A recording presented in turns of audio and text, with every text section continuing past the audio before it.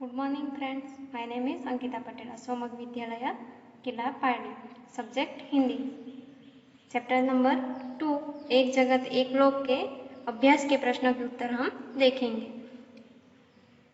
प्रश्न नंबर 1, एक जगत एक लोक ऐसा कवि ने क्यों कहा है? तो उसके आंसर में आपको लिखना है, यह संसार एक मानव लोक है।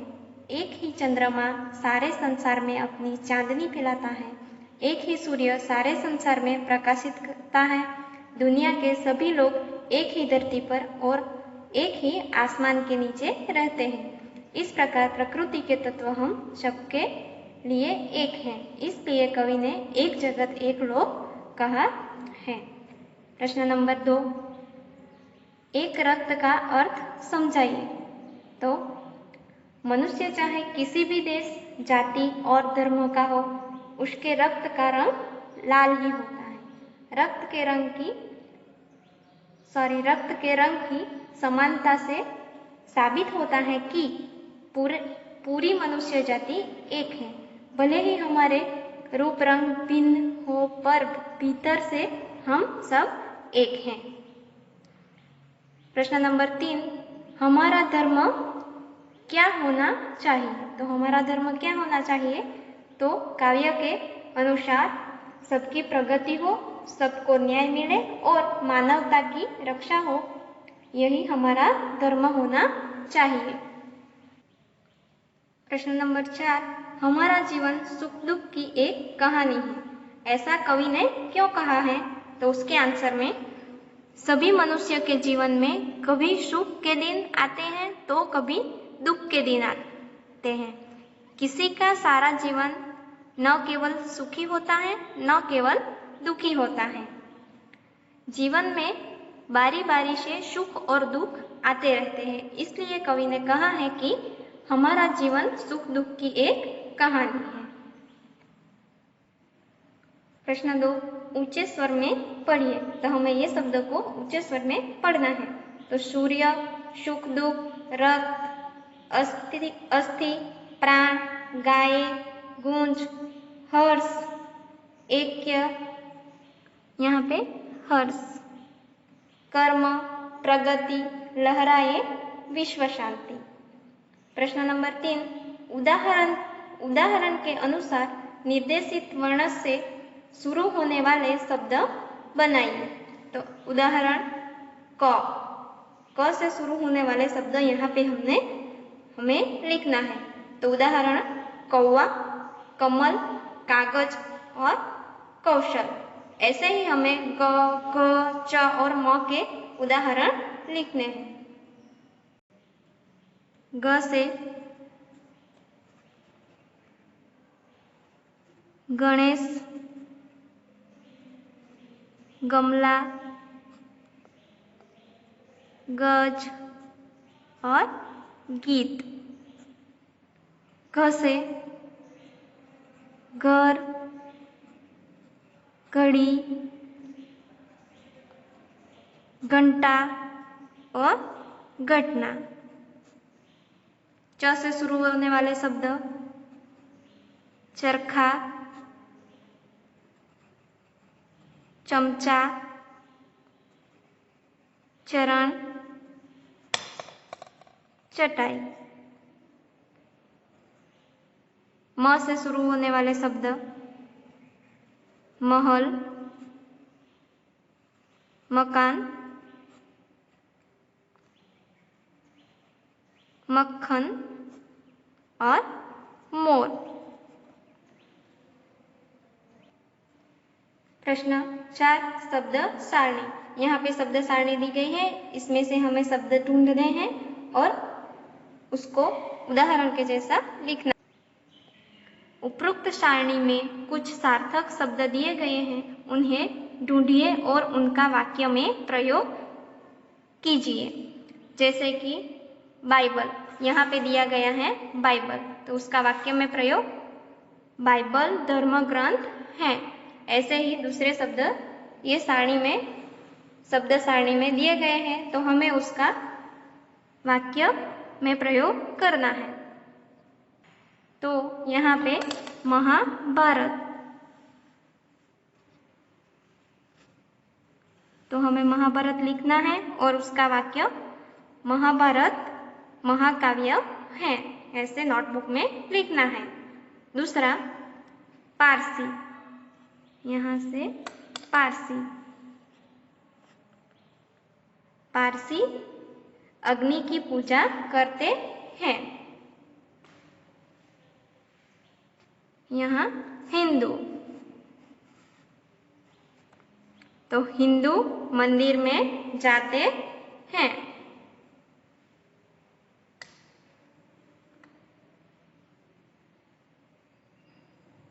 गुरु ग्रंथ साहिब, यहाँ पे गुरु ग्रंथ साहिब। तो गुरु ग्रंथ साहिब सिखों का गुरु ग्रंथ धर्म ग्रंथ है। दूसरा, सिख, तो सिख का वाक्य सिख गुरुद्वारा में जाते हैं। यहाँ मंदिर, यह राम का मंदिर है।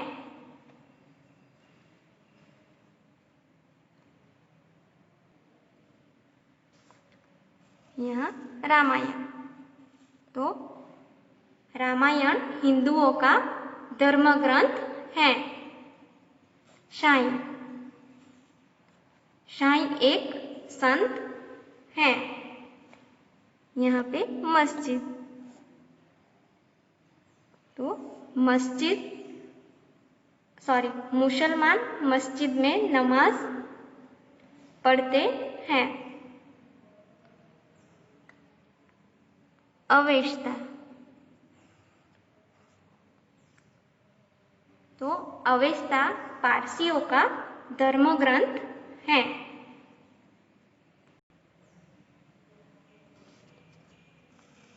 मुस्लिम, तो ईद मुस्लिम त्योहार है। हमने अभ्यास के प्रश्नों के उत्तर देखे, अब हम स्वाध्याय के प्रश्नों के उत्तर देखेंगे। एक, निम्नलिखित प्रश्नों के उत्तर दीजिए। उसमें एक, इस काव्य में प्रकृति के कौन कौन से तत्व हैं? तो आंसर होगा, इस काव्य में प्रकृति के तत्व चंद्रमा, सूर्य, भूमि, आकाश, हवा और पानी हैं। प्रश्न 2, काव्य का शीर्षक एक जगत एक लोक क्यों रखा गया है? तो आंसर, पूरे विश्व को एक ही सूर्य प्रकाश देता है, विश्व में एक ही हवा चल रही है और पानी भी एक ही है, सबके जीवन में सुख और दुख समान है। सभी मनुष्यों का शरीर मांस और हड्डियों से बना है। इस तरह कवि ने पूरे विश्व की एकता सिद्ध की है, इसलिए इस काव्य का शीर्षक एक जगत एक लोक रखा गया है। प्रश्न 3, आप उस काव्य को और कौन कौन से शीर्षक देना चाहेंगे? एक जगत एक लोक काव्य को दूसरे कौन कौन से शीर्षक देना चाहेंगे? तो हम उसके अलावा काव्य को यह शीर्षक देना चाहेंगे, एक विश्व एक धरा तथा हम सब विश्व बंधु।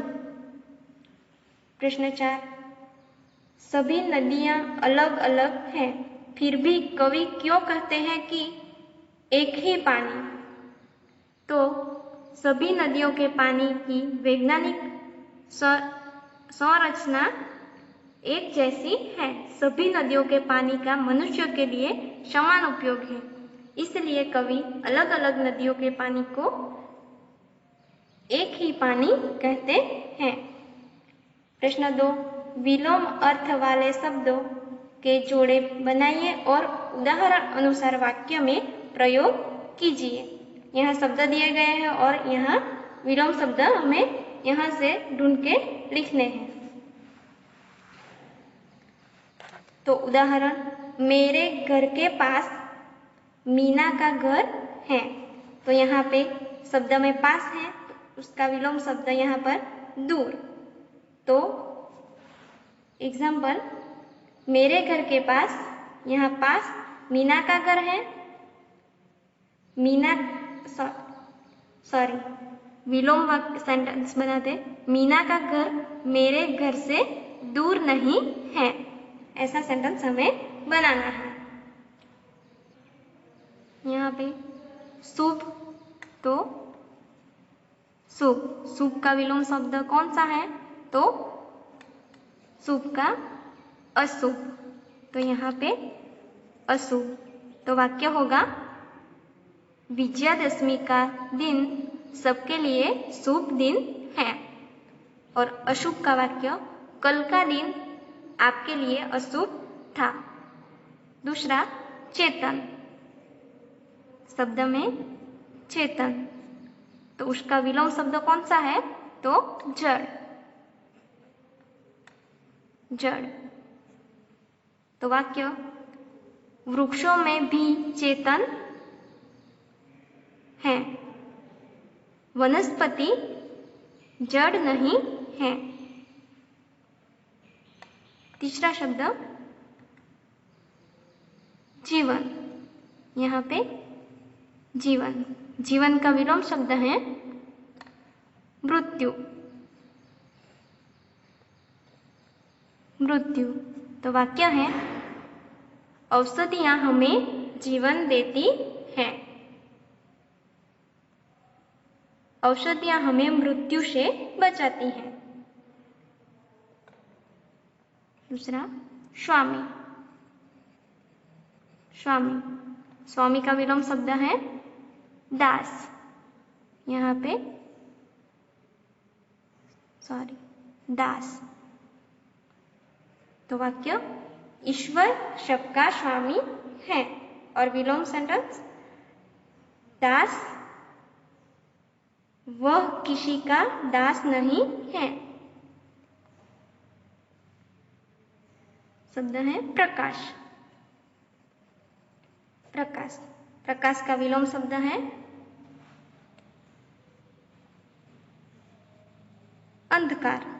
तो वाक्य सूर्य हमें प्रकाश देता है और दीपक अंधकार का नाश करता है। अब प्रश्न 3, उदाहरण के अनुसार समान प्रास वाले शब्द बनाकर लिखिए। तो उदाहरण आना, तो जाना। तो यहाँ पे शब्द दिए गए हैं, उसका हमें समान प्रास वाले शब्द बनाकर नोटबुक में लिखना है। तो सुनकर, सुनकर का क्या होगा? पढ़कर। मेहरबान, मेहरबान का बागबान। सेठानी, सेठानी का जेठानी।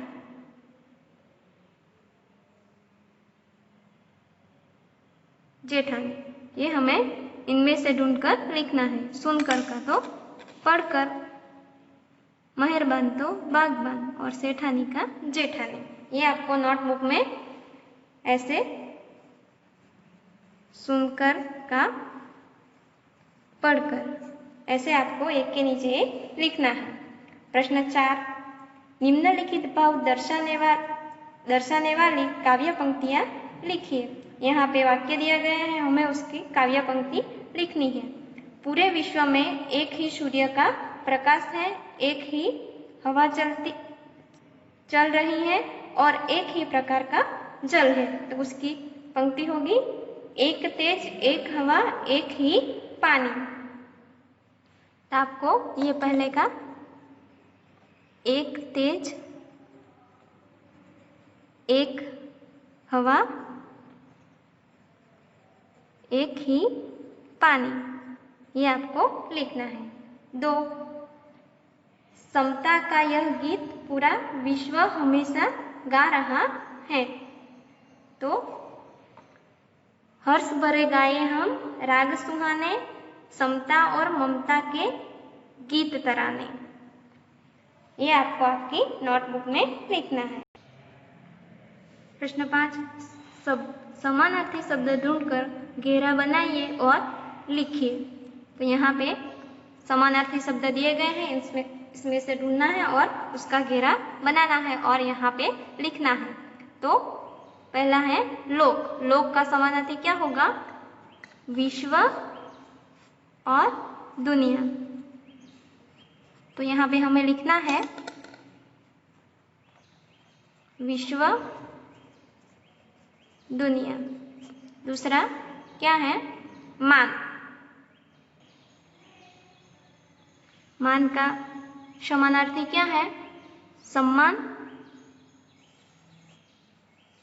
और प्रतिष्ठा। तो यहाँ पे लिखना है सम्मान, प्रतिष्ठा। तीसरा निशाना। तो निशाना का चिन्ह और दूसरा संज्ञा।